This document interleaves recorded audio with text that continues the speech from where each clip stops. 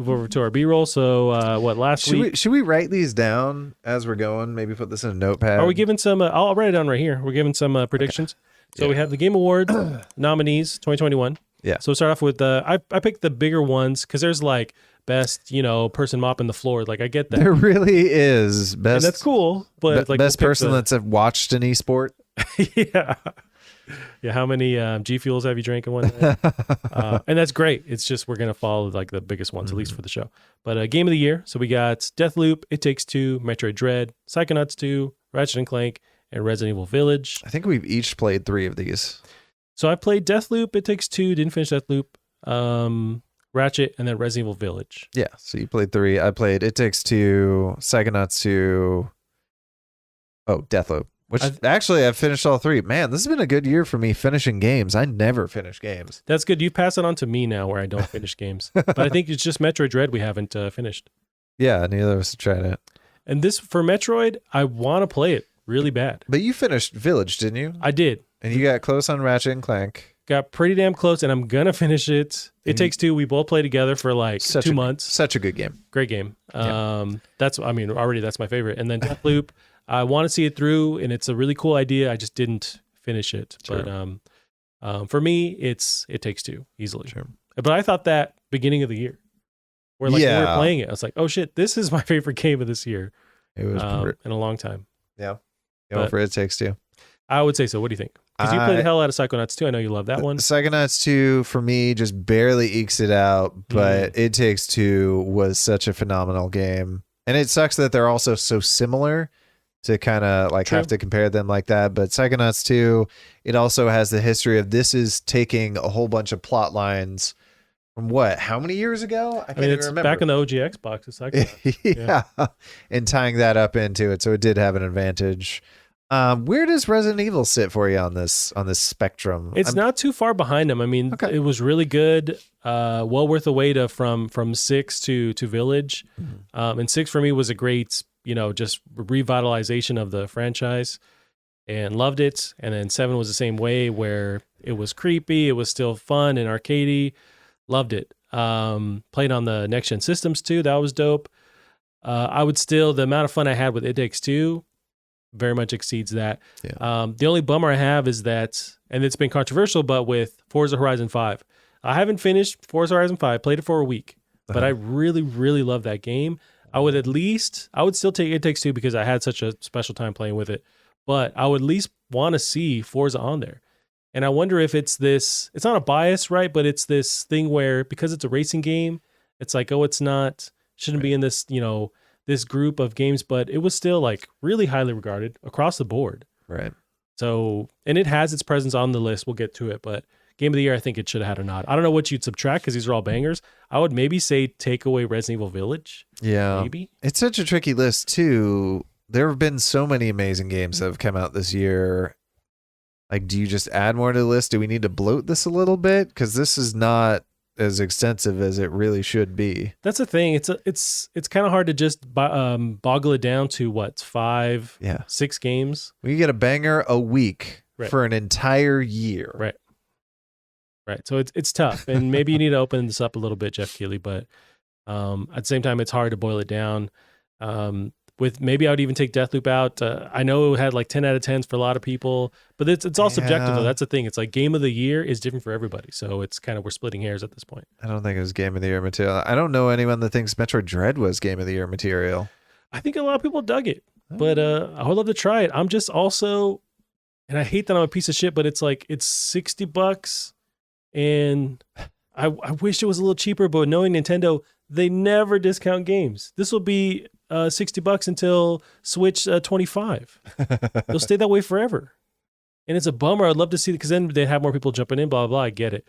But that's my only hesitation. But I've heard only good things and I like Metroid. Yeah. I may be more interested. I think it comes down to I'm more interested in the 3D Metroids that have come out. Those seem really up my alley. But this one I've heard only good things about. I don't know. You say that until you play one. They're just like the 2D ones. Yeah. It's a lot of backtracking. I hear you. And maybe that gets annoying to me after a while. Yeah. But Game of the Year, I'm thinking It Takes Two. What do you think? Psychonauts 2. Gotcha. With a very close second of It Takes. Who we got next? Oh, you're going to write down. Gotcha. I mean, I could just that being said, between those two, as gorgeous as Psychonauts 2, It Takes Two is probably the prettiest game I've ever played in my life. Well, okay. Throwing down the gauntlet. I mean, nice. What do you If we're going for prettiest, Ratchet and Clank, that was nuts. It's like Pixar level quality of visualization of graphics with ray tracing running at 60 on PS5 with instant loading. That one, and we haven't talked about it all, but like that one was really dope. Sure. And it was a great way to start off pretty close to the PS5 launch. It's like, this is a PS5 only game. A great way to show off the tech. And it was great. I didn't finish it. I got about 3/4 of the way. That's one that not because I didn't like it, just stuff, life finds a way. And so I didn't play it. But but it was great. And I love the first one. I finished the first one on PS4. And so it definitely deserves to be up there. And as far as like visuals, yeah, I don't know what's going to kick this out of that category. I don't know if we have that, but I have it written down here. But we'll move on to our next one here. So we have our critiques on what might be the next one for Game of the Year. So we have coming up Best Game Direction. So I don't even know what that means. So I don't either, Gavin, but it says awarded for outstanding creative vision and innovation in game direction and design. So I think it's how the player goes through the experience, how the levels are arranged, that kind of thing. So you have Deathloop, It Takes Two, Returnal, Psychonauts 2, and Ratchet and Clank Rift Apart. Pretty close to the same list we just saw. What are you thinking? Ooh, best game direction. So I've played Ratchet. Vision, innovative game direction. This one's tough. I'm gonna go Takes Two again, but I might be more biased, and that's kind of showing there. But Deathloop had a lot of cool ideas to how the game is, unfolding around you. But I would give it It Takes Two. Yeah. Just all the different things they have to, irons they have in the fire, plates they have spinning. I would give it It Takes Two. Elephants were murdering brutally. Yeah, that was weird. Our daughter cry. That was weird. It's real fucking. I'm glad it happened, but it was weird. I think I go It Takes Two. I've always wanted a game to try and have just like, let me have. I think a thing I loved about our time with what was the game they made before that? Oh, so that's not Two Brothers, but it is Two Guys. Yeah, A Way Out. So I think the one section of that game I loved was the barn because we got to hang out and just play with shit. Yep. And this game lets you do that all the time. And it's dumb, but those were my favorite parts. They really took that and like extrapolated for sure on it. Where you have the gameplay, but then they even mix it where the gameplay mechanics are interlinking together too, where you have to work together. Yeah, they definitely learned from A Way Apart. Yeah. Or was it Way Apart or Way Out? Way Out. There we go. So yeah, I'm with you on that. It Takes Two. We'll go It Takes Two on Best Game Direction, whatever that means. The next one here, I don't know if I have Best Narrative. No, so I'm kind of going over the bigger ones here. Best Art Direction. I need to play Kenna. I hear it's awesome. That's one that has passing up as well. It's on PC and PS5. So I don't have a dog in the race on here. Sure. I'd probably go Psychonauts 2, but I just really like that game. And it did cool stuff with its art and portals and all sorts of cool techniques. So yeah, I'd give it fair and square. I did. You have to note, like with Deathloop, the weird like 60s, 70s stuff going on. Yeah. As far as art direction was really, really cool. But Ratchet and Clank is probably the best. Like just the skyboxes on their own are little levels happening at the same time. It's nuts. But yeah. So I don't have best music as music. either. I did like Cyberpunk's music though. That was pretty fucking awesome. So I think that might be one of the only ones it's nominated for. Sure. Is best score music. And now I wonder if that same bias that keeps Forza out of the loop is because the amount of hate and the fact that it released broken Cyberpunk, right. Which I get. But if you got to play it and it worked, do you think it should be up on somewhere else on the list besides score music? Because it was fun to play. Yeah. Maybe Best Open World, it could be nominated in there. I wouldn't give it that, but yeah, it's tricky. It's such a tricky one. Maybe graphics, and I'm not sure if that's on here, but yeah. Best audio design. So this is more of the audio effects going on versus the. So they do have Horizon 5 on here. Yeah, there you go. We got at least what the fuck? At least the engine sounds. We got Horizon 5, Deathloop, Ratchet and Clank, Resident Evil, Returnal. I won't say I didn't like Returnal. I wanted to really like Returnal, but it's just I can't play games apparently, and it's too hard for me. But the sound of Returnal is nuts. Gotcha. And the way they translate that to the DualSense and how you field raindrops and whatnot and the energy attacks, it's really, really cool.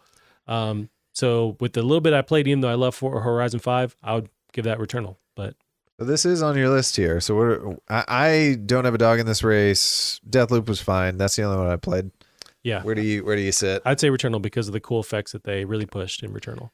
Nice. All I know is the first biome, but for the first biome, the sound is next level. Gotcha. So we have best performance. So we played some of these. So we got Carlos. Just that game also just released. What the fuck? Far Cry 6. Yeah. So you have Erica Mori as Alex Chen in Life is Strange, which I didn't play that one. Giancarlo Esposito in Far Cry 6. Jason Kelly as Colt Vaughn in Deathloop. Maggie Robinson as Lady Dimitrescu in Resident Evil Village. Step on me, mommy. Yes, that's why she wins it for me. But Ozuyama Akagi as Juliana Blake in Deathloop. And their two voice performances in Deathloop are really nuts. They're awesome. Mm-hmm. And they're a big part of why that game's so cool. I wouldn't say I didn't like, but Giancarlo Esposito, he's from Breaking Bad. He's a great villain. Yeah. Anytime he's a villain.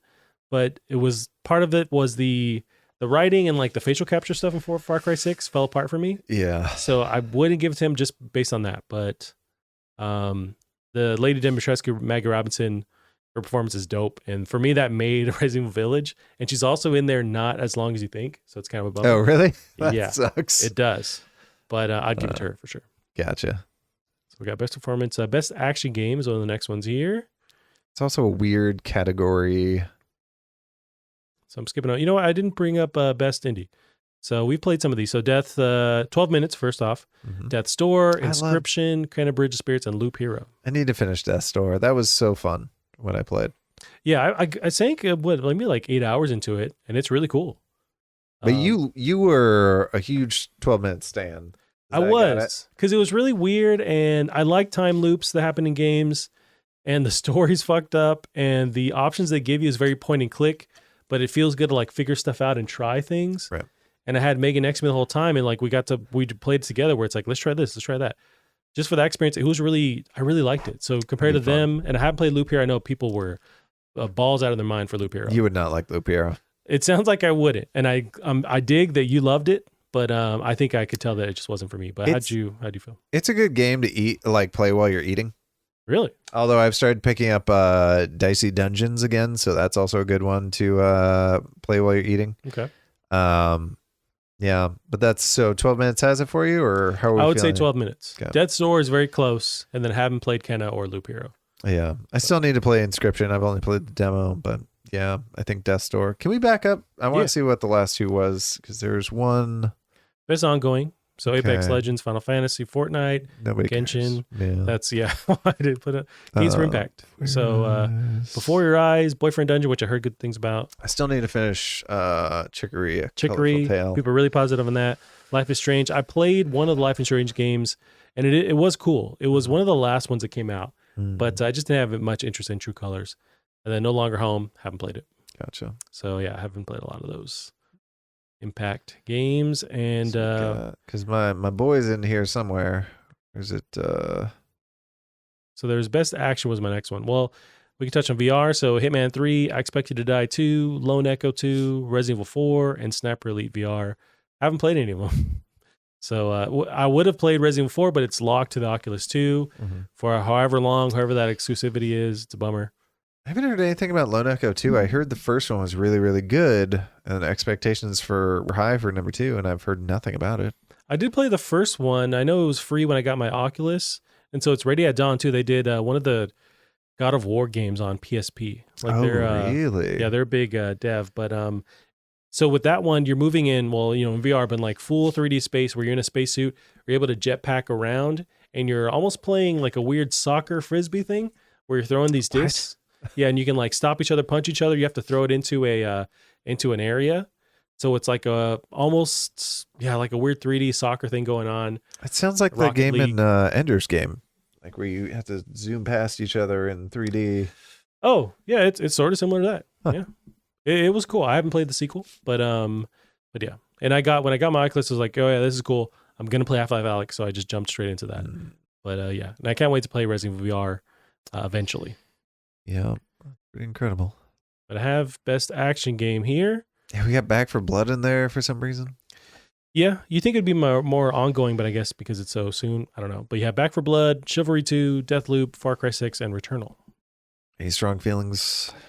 So for me, Played just barely any of Back 4 Blood, Deathloop quite a bit, Far Cry 6 quite a bit, and I suck at Returnal. I liked Far Cry. It's rough around the edges, and it definitely needs to be revitalized, like the gameplay, the engine. But I still liked my time playing it. It's more open world, sandboxy first person shooter.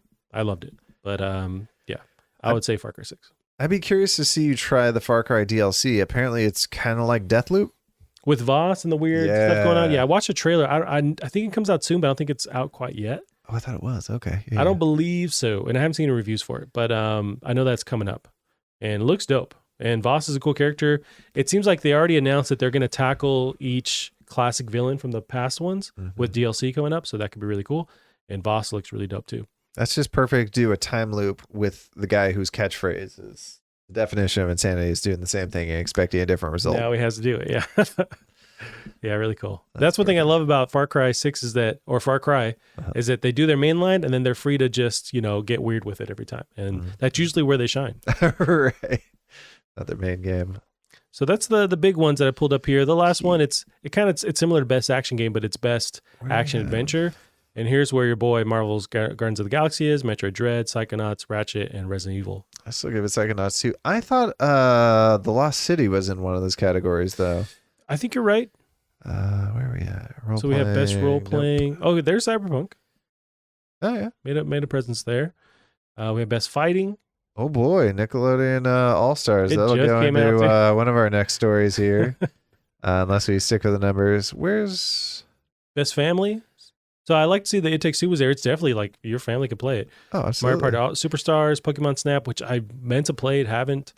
And this one, even more so, was Super Mario 3D World that had the Bowser's Fury part. That seemed really cool. It was pretty fun, actually.